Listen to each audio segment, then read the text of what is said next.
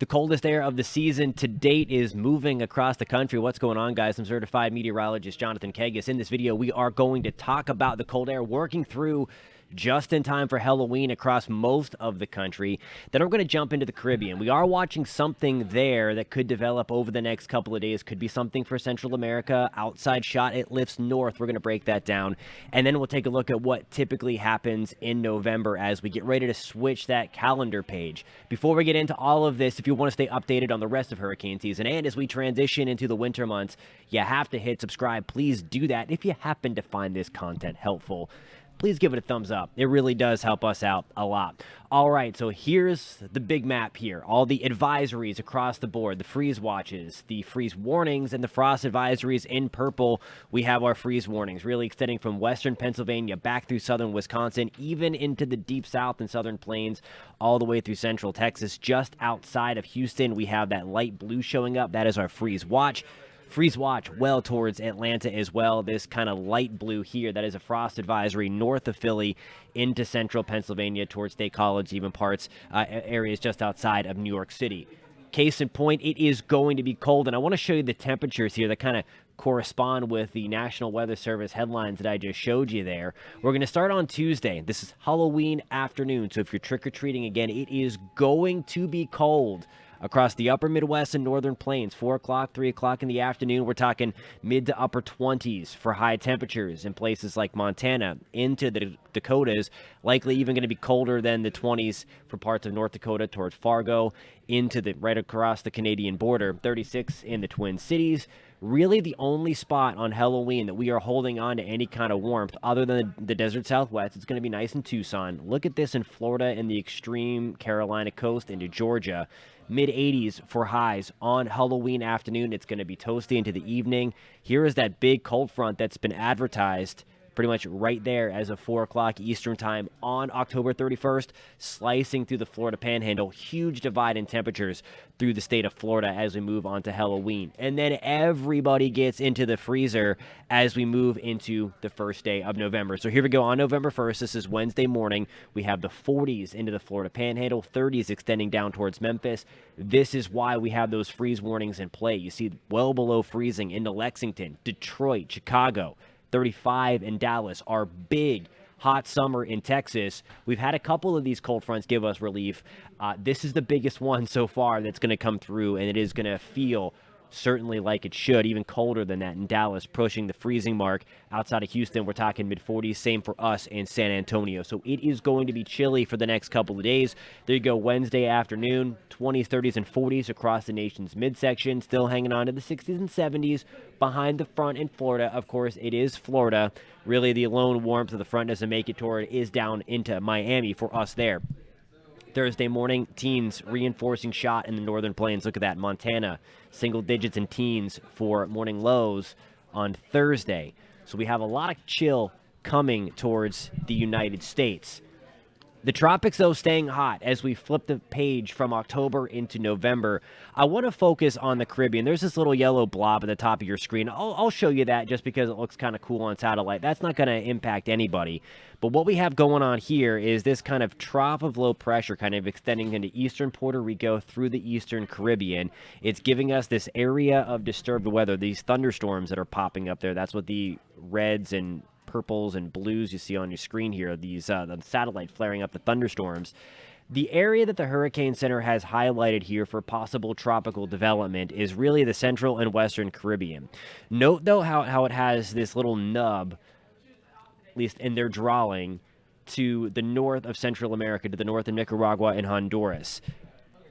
There's a couple of things at play here, and I'm going to show you some models in just one second, but it's in this area that we are likely going to see some development as we move through the first couple of days of November.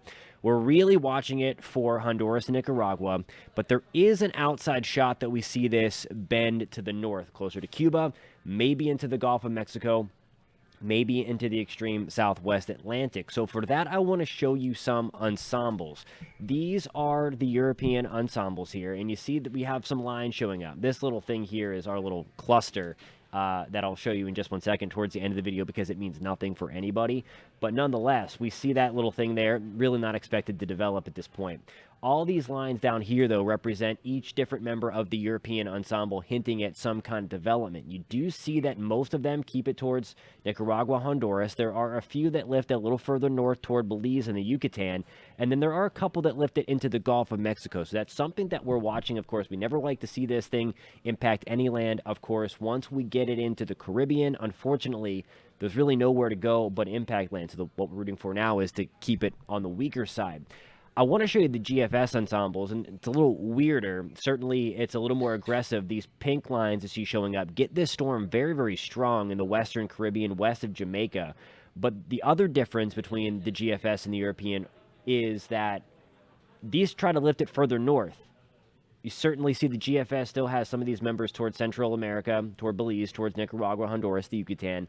But a lot of these bend toward Cuba, toward Southwest Florida, towards the Bahamas, and potentially even Turks and Caicos, a hard turn to the right. That's in the realm of possibility because of climatology. We have those dips in the jet stream that come out of the mainland. Of course, we have one of those dips delivering the colder air to the lower 48 Halloween weekend or Halloween week.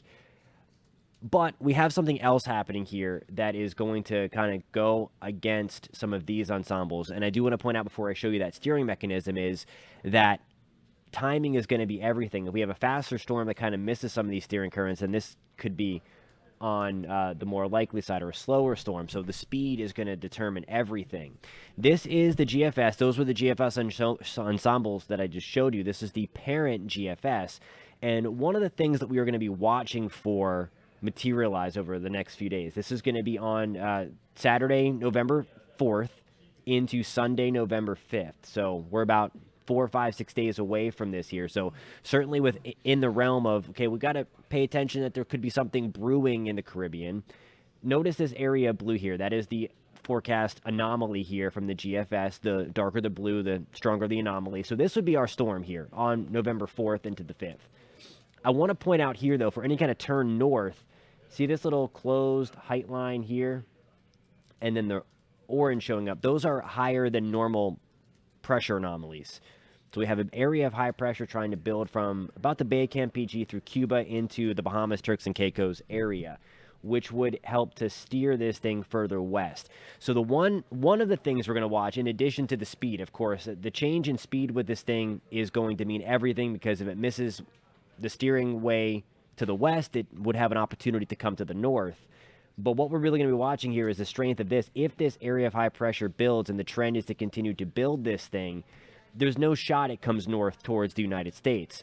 If this doesn't build, and if it's a little slower, then it's going to have the opportunity to tug north a little bit and feel this other little dip in the jet stream towards the top of your screen here. It's kind of out of picture, but there is a dip here. And again, that's something that's climatologically favored to happen too.